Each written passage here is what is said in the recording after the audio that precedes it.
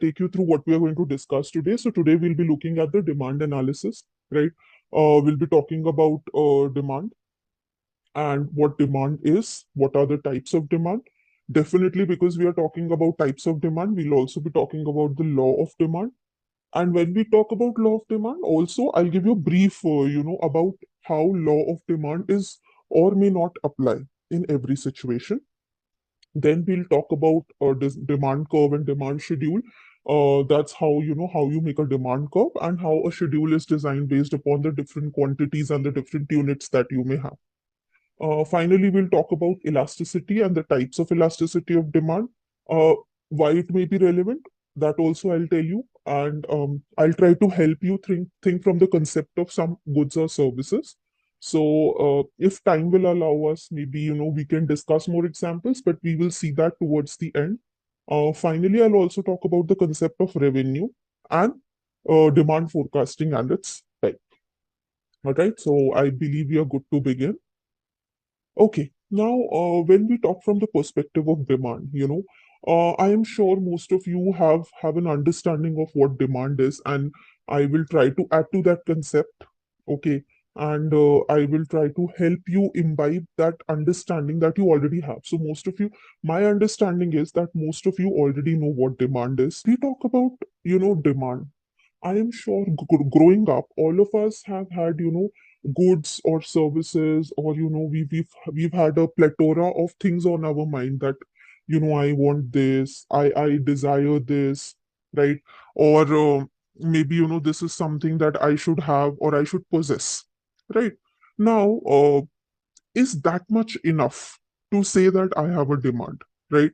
For example, so I wish to have maybe an Aston Martin. So is it a demand for Aston Martin actually?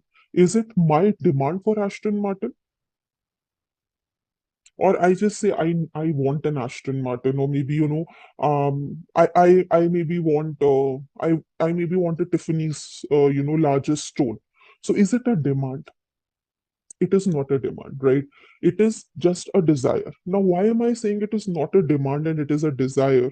Uh, Because when we talk from the concept of demand, always understand merely somebody wanting something or merely somebody desiring something is not demand unless and until they have the means, willingness, and the ability to pay for them. Right? As I'm sure you are seeing it on the screen also, I've put up the definition. So, when is a demand for a product or service actually realized? It is actually only and only realized when a consumer, a consumer is somebody who's going to, make the final consumption of the product or the service. So, when the consumer has both the willingness as well as the ability to buy that product or service at a given period of time in the listed price, all other factors remaining constant. Now, I'll quickly tell you what I mean to say by this. Okay. Now, I just said that I want an Aston Martin. Somebody might say, very good, uh, go buy it. But now I tell you that, I can't afford it, right? So I want an Aston Martin. I want to drive an Aston Martin car, but I don't have the means to pay for it. Now, so long as I don't have the means to pay for it, it is a simple desire which is within me to own a product or service. So, as long as everybody's desires are not backed by the ability, capability to pay for a product or service during a given period of time in the possible price that is existing, it will only remain a want or a desire, right? Most of you have rightly mentioned, but some of you have missed both the components, right? Now, both willingness. So some of you said your willingness is demand. No, your willingness can be a want or a desire, right? And ability. Some of you said that ability to buy a good. Ability is something that, okay, so maybe I have that much of money, but I really don't want it. Okay, there is no willingness in me. So you might have seen people having a lot of money or resources, but they simply do not desire to own a product. Right. So even then, it is not a demand. They have the ability, but they don't have the willingness. So for demand to exist, right, there should be an ability as well as a willingness. Now, I'll quickly tell you the concept of need, want, and demand here to differentiate, because I'm sure most of you might have, this concept that every need is a demand or every want is a demand. No. Need is something that is basic. You know, you may or may not desire it, right? For example, food. So you may not want to spend money on food, but you know it is something that you need for survival. So despite the fact that you may not have thought specifically about or you might not have giving a willingness to buy it, but you still pay for it, you still at the price which is existing at a given point of time, right?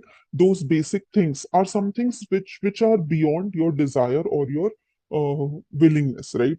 Because they are very, very important to your survival. So that is what is a need, right? Now, what is a want? Want is a little higher over the need. Now, when I said need, something like food, clothing, right, or basic things today like education or healthcare, these are need, okay? But now, in when I say that, within a need, for example, need to eat. Now I have a choice. I would like to eat a pizza. Right? This becomes a want. Why? Because need is something that is basic, right? But want is something that is higher to a need. So need plus some or the other element where an individual or a consumer adds their own choice. So when need plus choice gives you an option, that becomes a want, right? So I need to eat. I know because I'm hungry, I need to eat, right? But I want to eat a pizza. Now, this is a specific need, right? This kind of need is not basic to somebody's survival. People can eat and survive, right? But to survive, people may not need pizza. It's a want that somebody wants to fulfill. Obviously, all those wants, again, which are invariably in your mind, but you may not have the means to fulfill them, they are also wants, right? So, for example, owning the biggest Tiffany diamonds, or maybe driving the world's oldest cars, or maybe owning a palace to yourself, etc. These are all your wants, right? Now, here there is no end to how much a person can want, right? There is an end to how much a person can demand, right? So sometimes you may have willingness, sometimes you may have capability, right? But for demand to exist, you need to have both simultaneously at a given price and a given period of time, all other factors remaining constant. Okay. Now, an important thing that I talked about here is all other things remaining constant. And this is very, very important. Why? Because as we proceed, you will know that if other factors change, your demand can also automatically change. For example, there is a need to eat, right? But as soon as your income changes, as soon as your salary increases, your means of earning increases, right? Your need will change into a want. Now, you were only needing to eat to keep up with the basic survival that was necessary, maybe. But now you also have added something like going out to eat in a good restaurant, and that has become a want, right? Now, there are various kinds of demand that can exist, right? It could be because of the price of the product or service. It could be an income, right? So, because my income has gone up, now I demand something.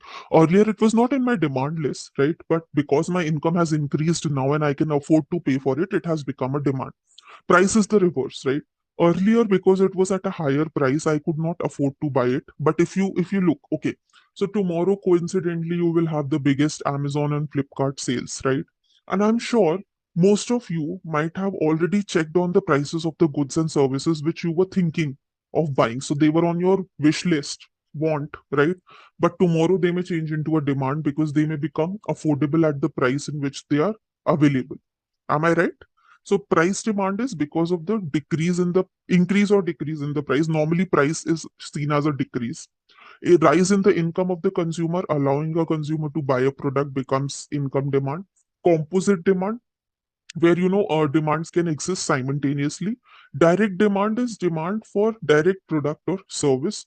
Alternate demand is, for example, suppose you're using cell phone. Okay. Now, because you're using cell phone, you are also consuming things like a headphone or a battery or a charger, right? These are alternate demands. Cross demand, when demand for one product or service changes with respect to the demand for another good or service. So normally we have seen that when fuel prices go down, and maybe when loans become cheaper in the market, more and more people start demanding cars or other luxurious items, right? Joint demand, when demand of two products exists simultaneously. Derived demand is a demand which comes as a result of a derived need, right? And competitive demand is demand for a product or service which is affected because of the change in the competition in the market. So, because a product or service has become more competitive or more, I would say, better placed in the market, its demand sees a rise. Okay, these were just quick look at the kinds of demand. However, from the point of view of how each and every demand is affected, it is possible that one demand which was earlier itself an alternate demand can also become a primary demand based upon the difference in the industry, difference in the consumer, difference in the point of consumption, and so many other factors, right? So, I have just quickly given you an overview, but always and always keep in mind that one type of demand, right, can be that is what exactly I'm trying to say. So when I said an alternate demand, right, it can also be a direct demand. Okay, so alternate demand is because say suppose my laptop breaks down and its speaker starts to behave unusual. Now, as a result of this, I will probably start looking for my earphones or my headphones. So here it is an alternate demand. Earlier I may not have needed this earphone, but now because maybe my system volume or the system is not behaving properly with the sound, so a demand has existed for me. On the other hand, for somebody who exclusively wants to own a pair of headphones, to them it is a direct demand. Okay, so just understand that is why I said on the types of demand, it will vary from the point of consumption. That is very, very important. Okay, and that is why when we define them, we say that these are only descriptive definitions, but your point of consumption can change the way the product or service is perceived in the mind of the consumer, right? Something that was when something was now, when I say law of demand, it's a very, logical law, something that comes as a logical thing where somebody might not need to comprehend a lot, right? We know that when price will go down, quantity demanded will go up, right? It's so simple as saying that thing has become cheaper, its demand is expected to go up. And this is exactly what the law of demand says. So it says that there is an inverse relationship between the price of the product and its quantity demanded, right? Inverse means the relationship is when one will increase, the other will decrease, right? Now, there is a very, very important outline that we need to keep in mind over here is all other factors remaining same. Only and only then the law of demand will apply. Otherwise, this law will cease to apply, right? If any of the other factors like income, substitutes, alternates, policies, procedures, taxes, etc., changes, the law may not behave in this manner. Okay. So the law of demand says that the quantity demanded varies inversely with the price, other things remaining constant. Thus, the higher the price, the smaller is the quantity demanded for a product or service.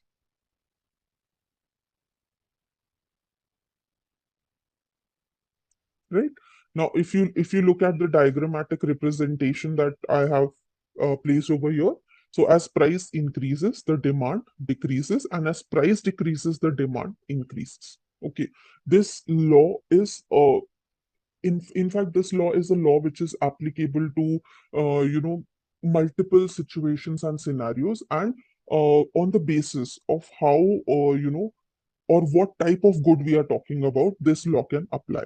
But always and always keep in mind, like I've been saying since the beginning, all other factors should remain constant. If any of the other factor changes, this law may not behave in the same manner, right?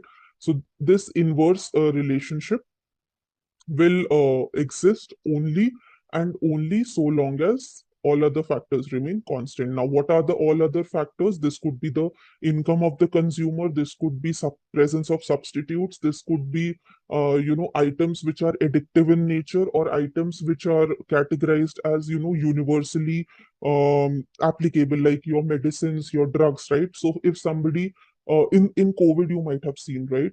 So in COVID, since something was attached to saving your life, right? Even at higher prices, more quantity was demanded. So there the law of demand will not apply. Similarly, if you talk about addictive goods, like if somebody is addicted to smoking, right? Despite the price of cigarettes going up, they will still consume more. They will still keep buying the cigarettes. So the law will not apply, right? Because over here the underlying factors like addiction, uh, the nature of the good being which is irreplaceable. Irreplaceability and necessity can make the law of demand totally off, right? So that is why we constantly say that please be mindful that all other factors should remain same. There should not be a change in any other factor here. Okay.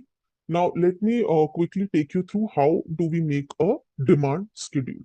Now, most of you have already shared your definition of demand, and I truly appreciate all of you. Okay. Uh, However, when we talk about demand schedule, we keep the law of demand in mind and then we make the schedule. Okay. So here, uh, products or services which do not fall in the normal category, or products or services which do not follow the law of demand, we are not considering them in this schedule. We are only considering normal goods. So when we talk about a product or service which is in the normal category, let us assume pizza, right? We know that when price of pizza will fall, more quantity will be demanded because it becomes cheaper. So you will understand the rationale now, that why do companies like Domino's, Pizza Hut, so many other pizza sellers, they have the low price menus or combo menus, because they know that when price will fall down, more and more quantity of their pizzas will be demanded by the consumers. Okay.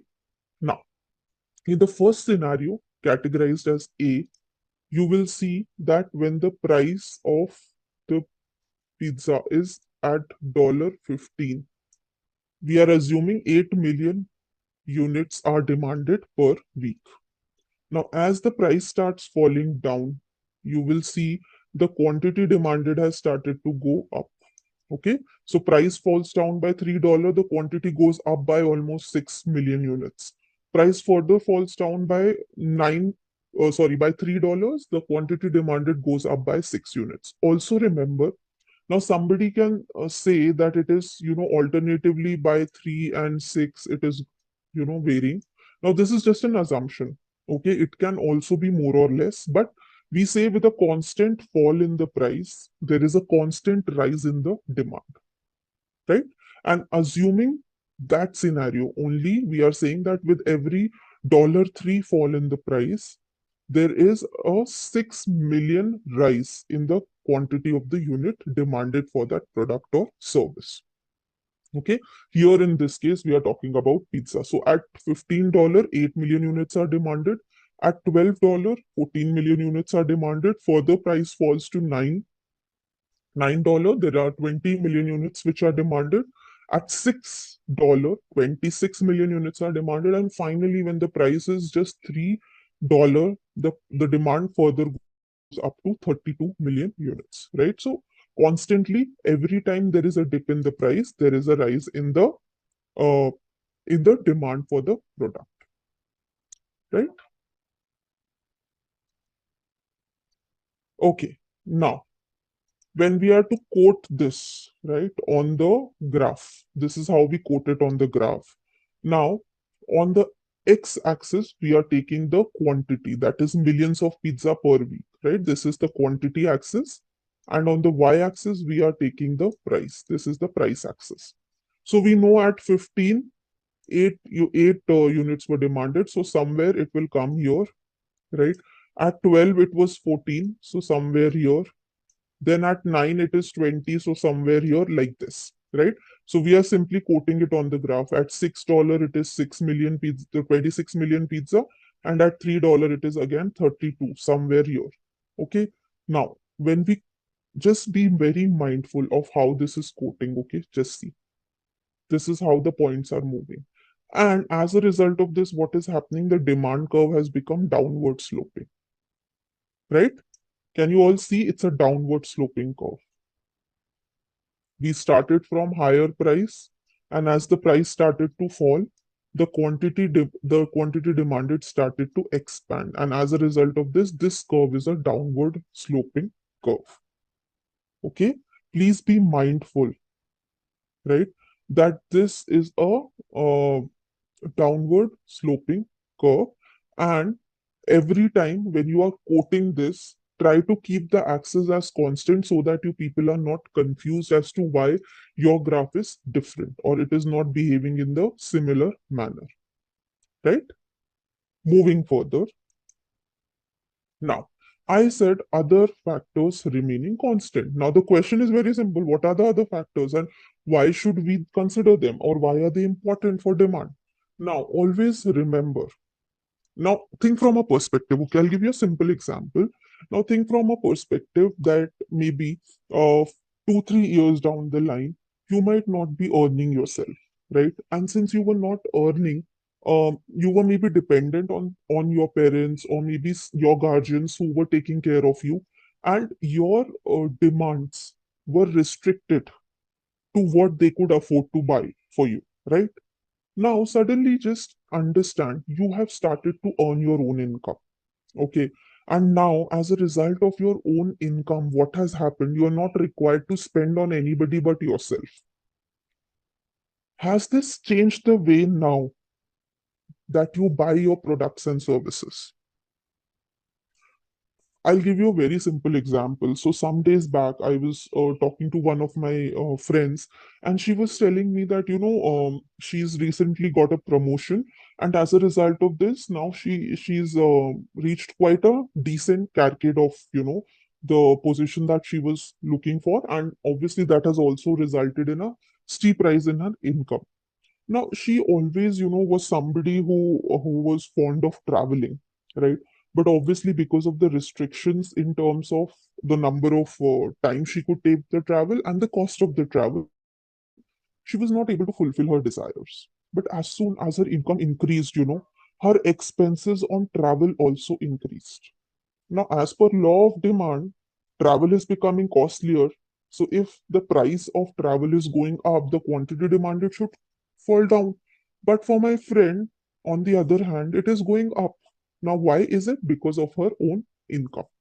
So, when there is a change in the consumer income, the law of demand may not follow, right? So, if the consumer income rises, even at higher price, people are buying more of products and services.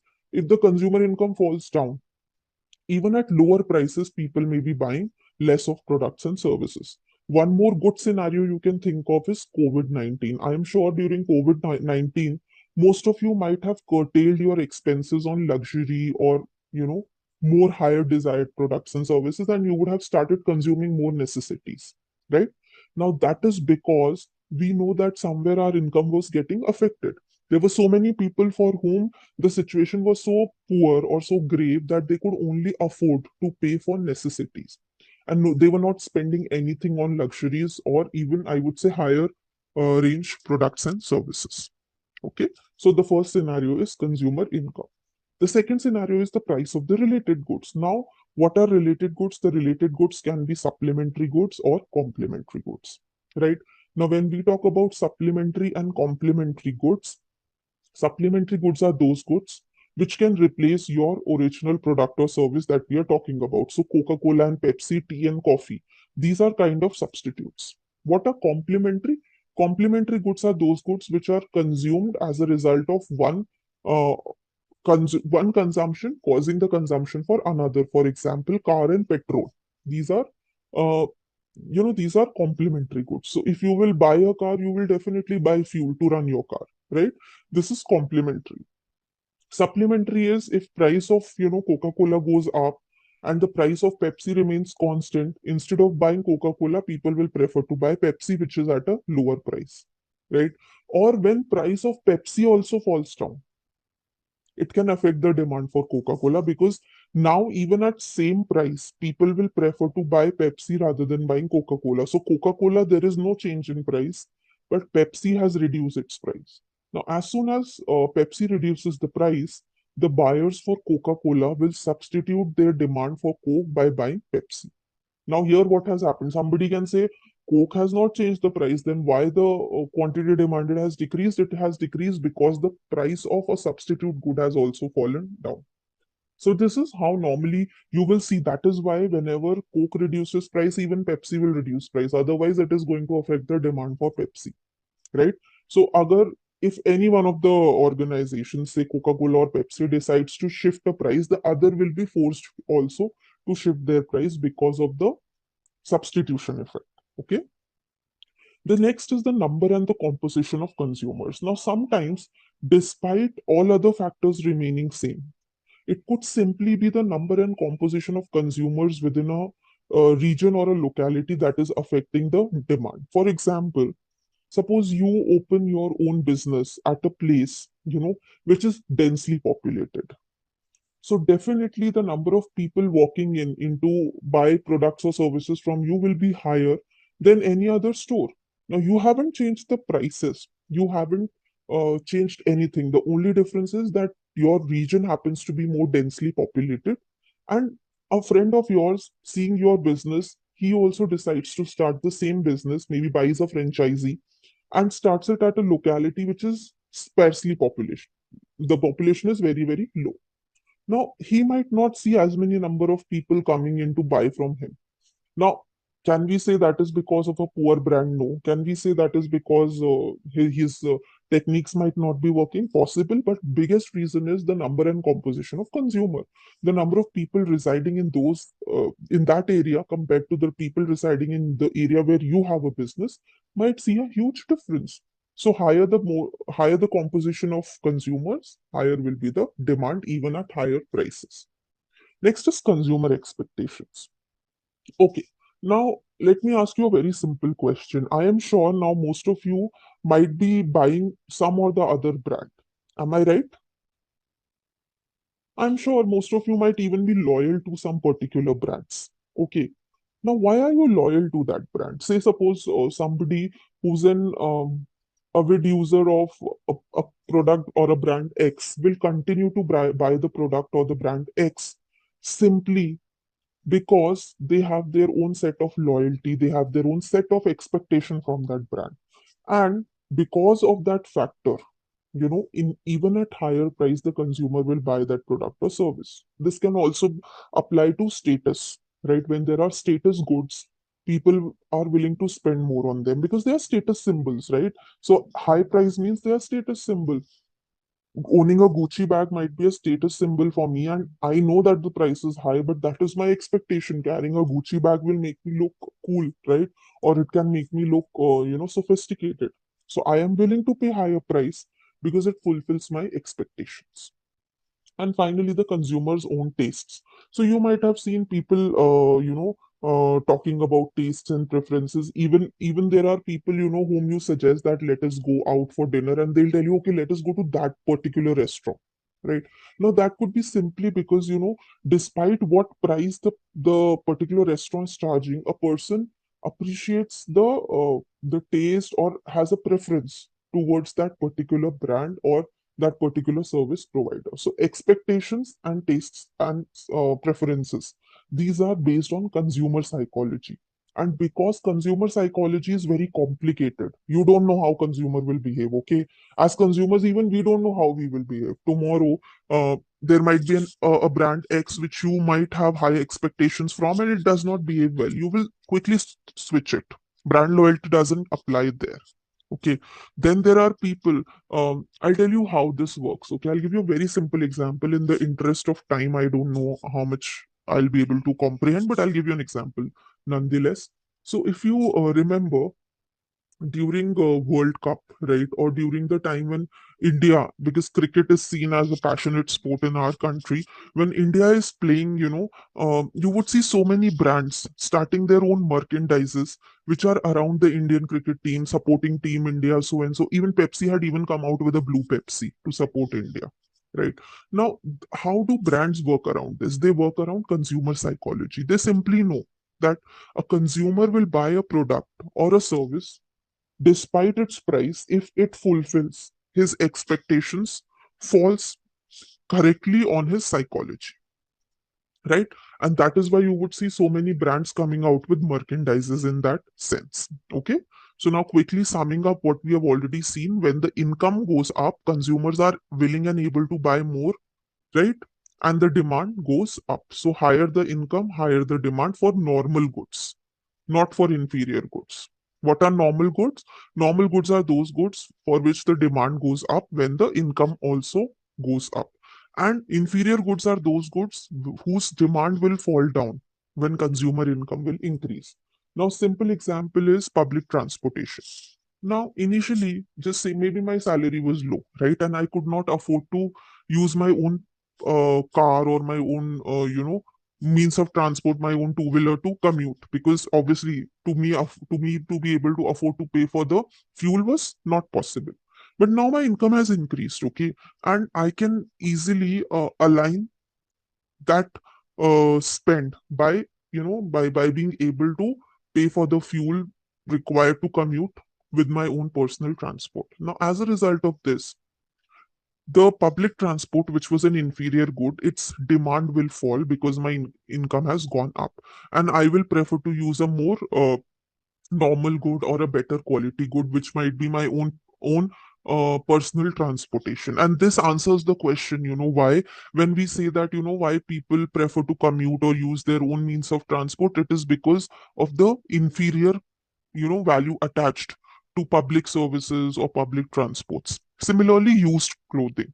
Now, when the affordability is low, people either prefer to buy unbranded goods, or to quite an extent people may even be willing to spend on non-branded or used clothing.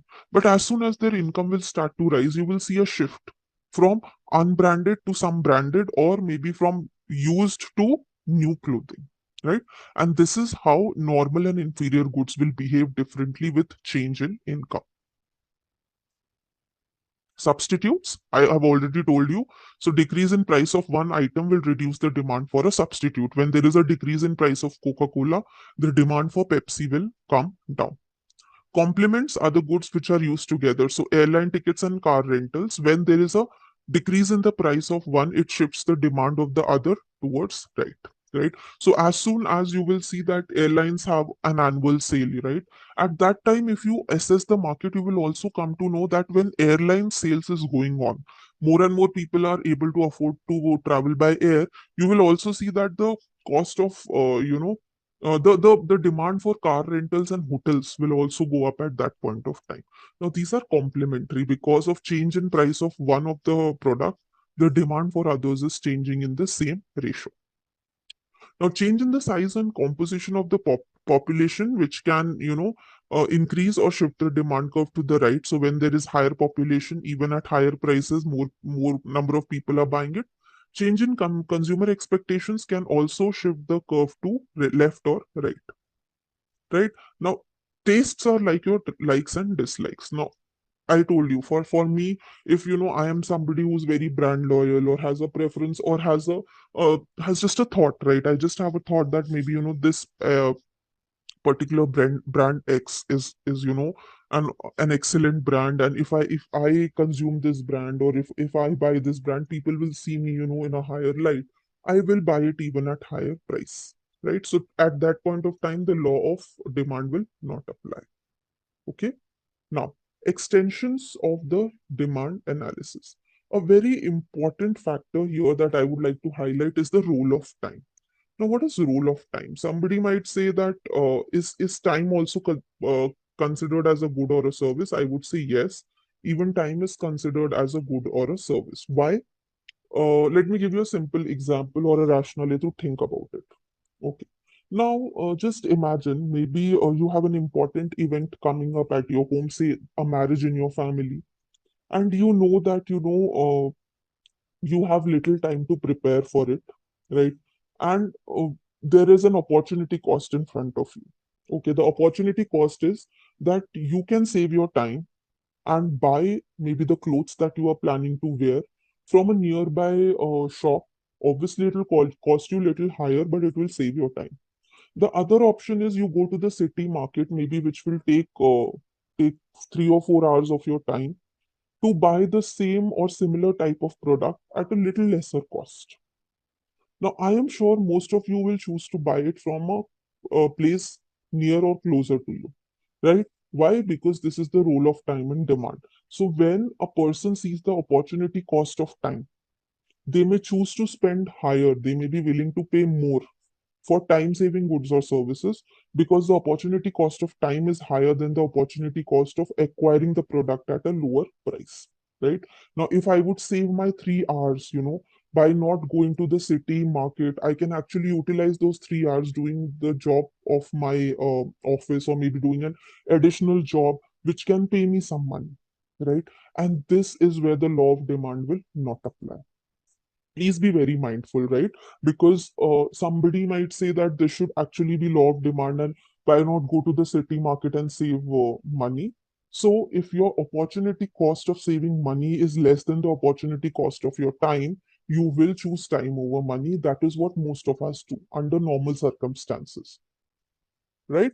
And I would say, in fact, that is the reason why more and more people prefer to travel by those means of transport which save your time. So I'll give you an example of my own. So just this week that ended, uh, Thursday I was to travel, okay, and this was a sudden travel plan, and we were checking the prices, and airlines were very, very costly.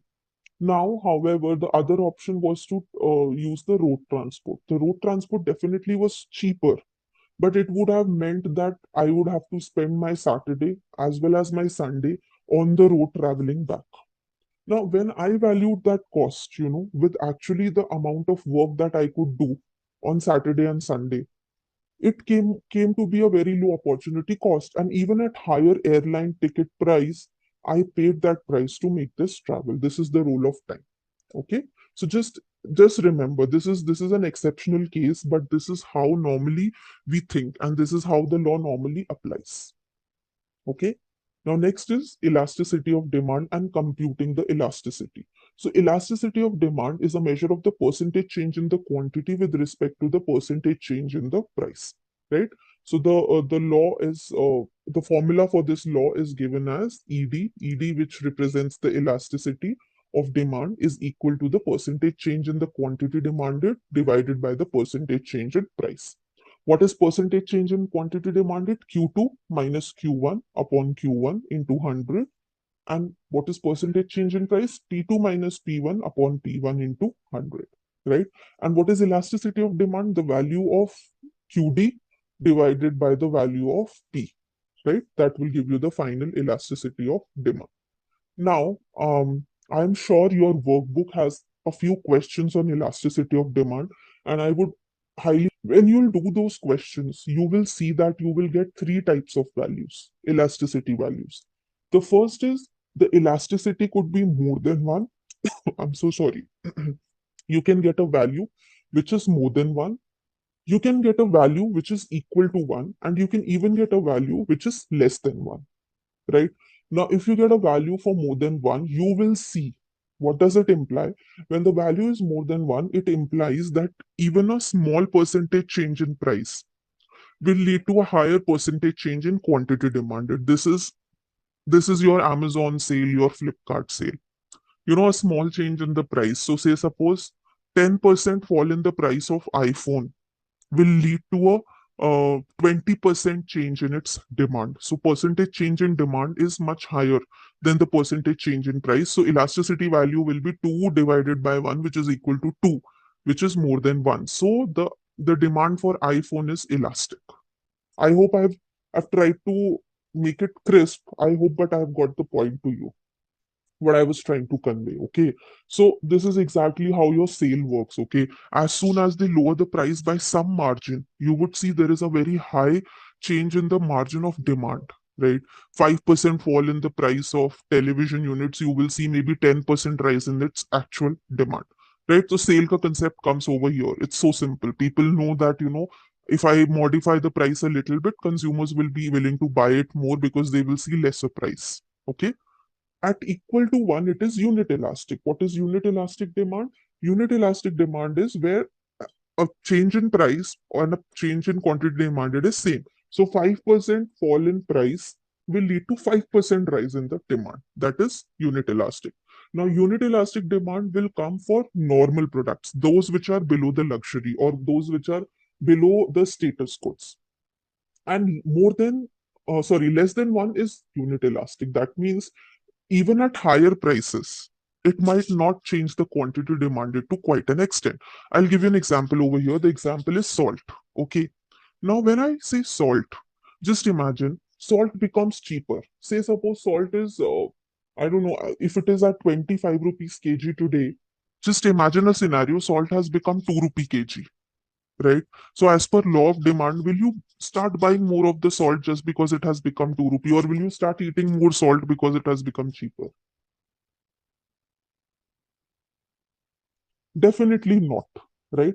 You will not do that. Similarly, think about accessories like buttons, threads, etc.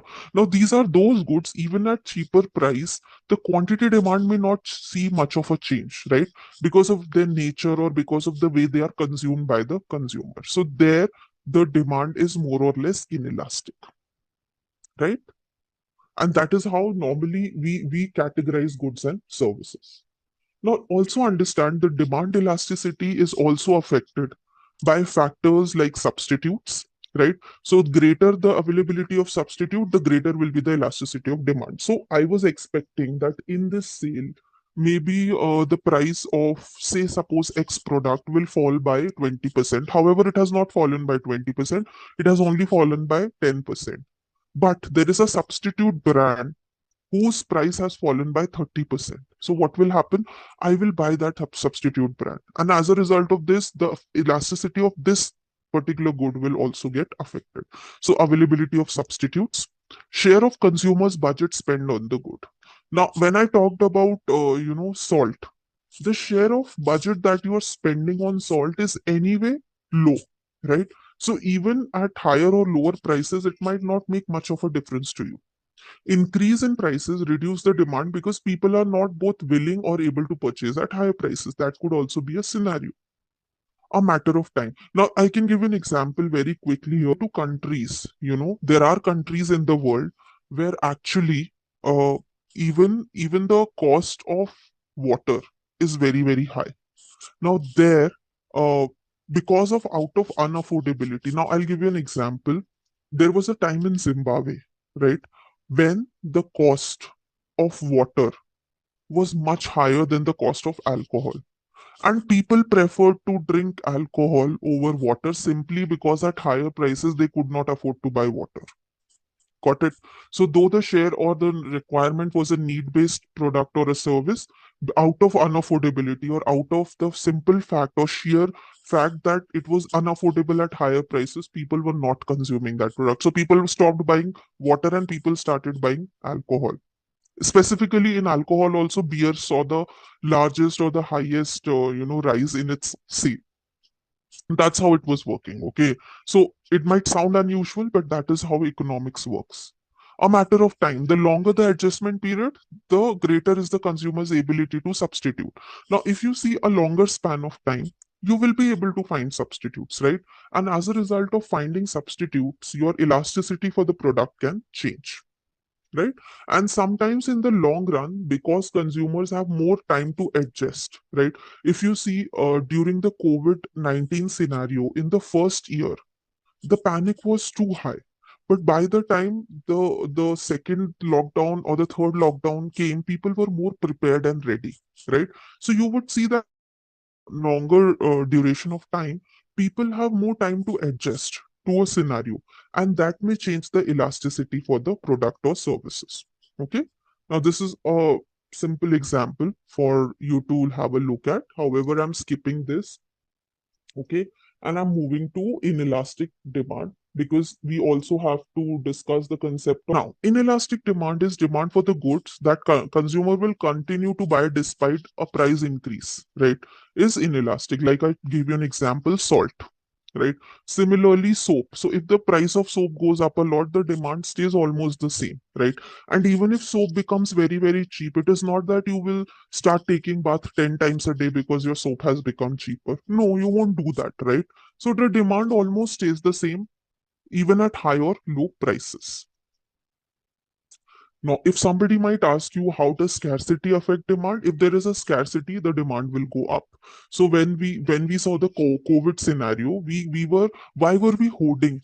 People started to hoard basic goods like food. People started to hoard basic things like vegetables, even though they are perishable in nature. People started hoarding them. Why? Because we were scared that there might be a scarcity. Medicines. People started to hoard medicines, and after a point of time, when the medicines met their expiry date, people had to throw those medicines. But at that point of time, people hoarded them because they saw that it might become a scarce item. So when the scarcity exists, the demand will go up. In case of a boycott, if an item is boycotted, there is little or no demand for that item, right?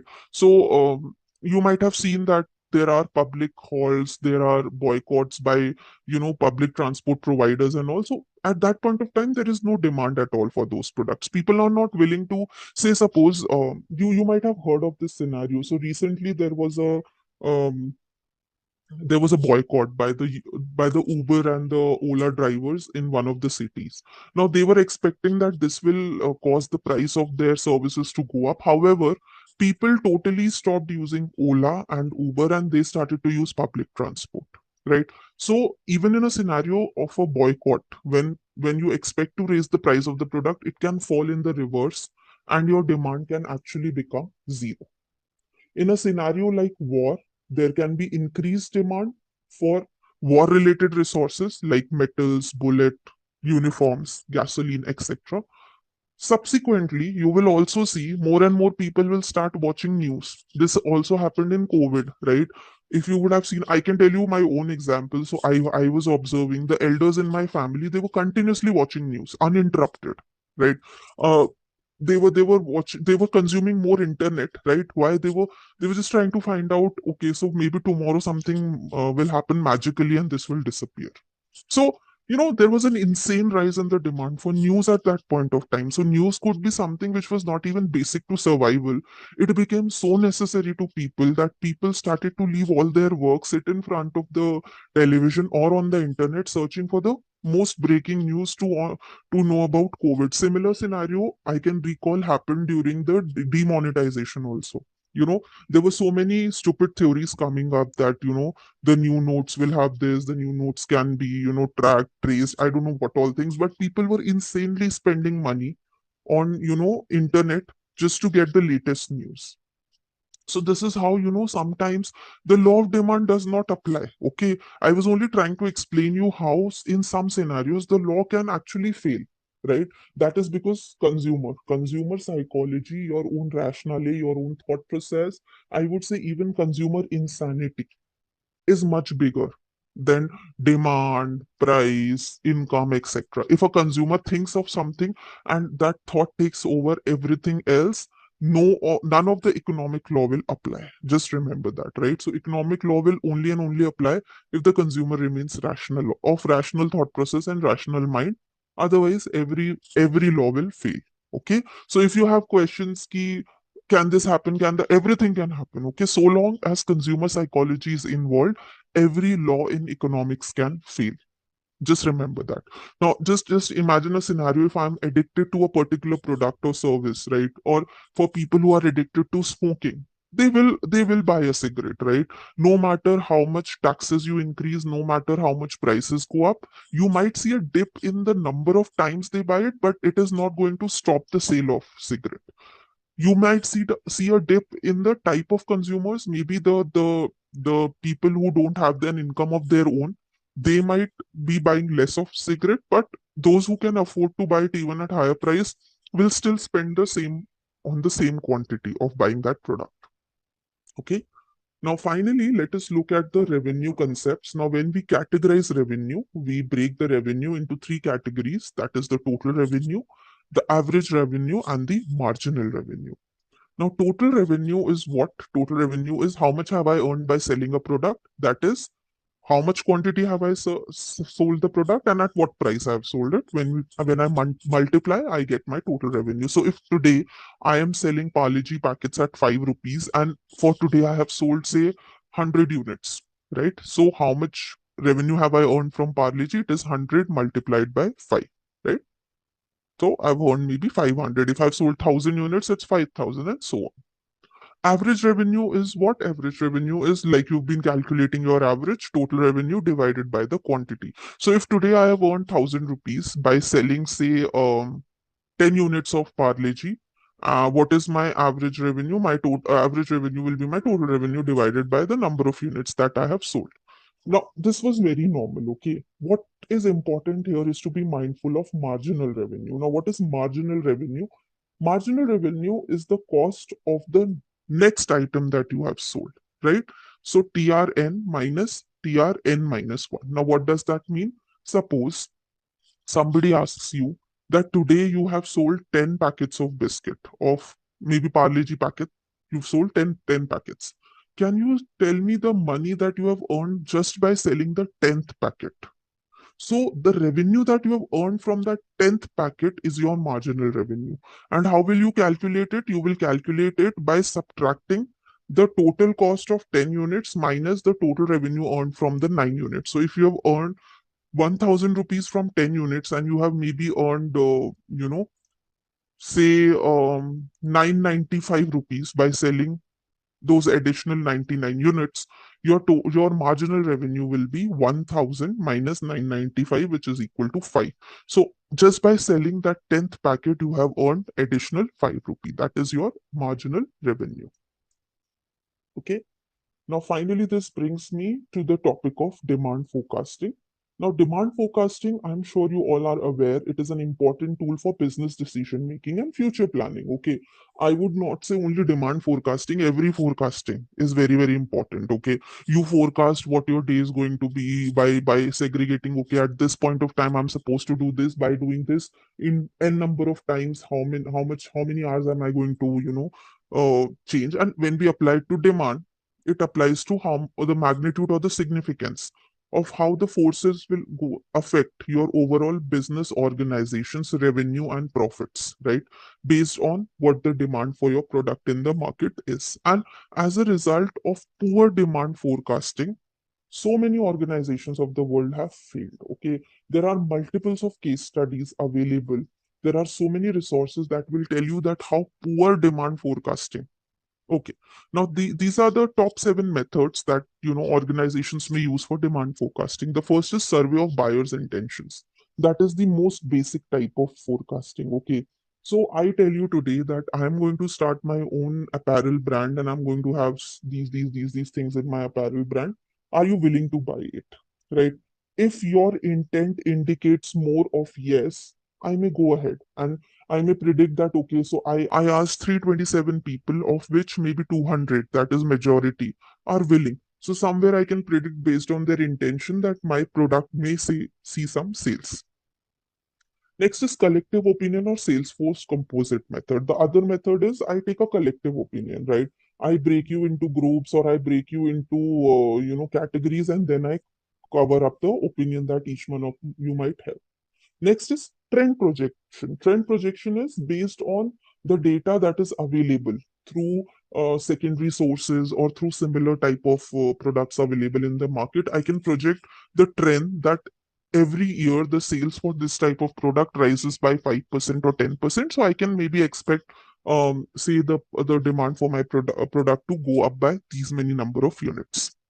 The next is executive judgment method. Now, I'll give you a very quick example here. I don't know how many of you have read the book Blink, but it's a very good example of how executive judgment, you know, works to works around to help you understand demand. Sometimes people out of their sheer experience and because of their own understanding, They can use their judgment to predict some things, and they turn out to be exactly accurate. Okay, so based on their own learnings, based on their own knowledge, based on the history of how they have handled things, there can be executive judgment that can be applied for demand forecasting. Next is economic indicators. I am seeing that my economy is showing a rise in inflation. The salaries are falling down, the affordability is coming low. Maybe not to launch a new product now, not a good time to do that. Controlled experiments, where I can do some experiments in a controlled scenario and I can predict the demand.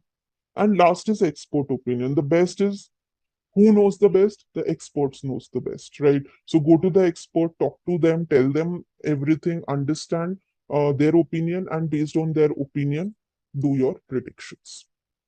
Okay, so finally, this brings us to the end of the discussion on demand. Now, we have talked about how people behave, right, when they are making their purchase decisions. Then we tried to answer the question why people buy, how much they are willing to pay, and how much of the product or service they buy at a given cost. What are the other factors around which can affect your demand and supply, right? We have seen how those factors play a crucial role, right? Then we have seen when supply, demand, income, and other forces change, the prices can also get affected, which can change the demand despite the law remaining the same. Now, the simple economic principle is easy to understand, but what is the definition of demand is something that is still broader, right? I told you that I have explained you, but you will see so many scenarios where it will not behave the same.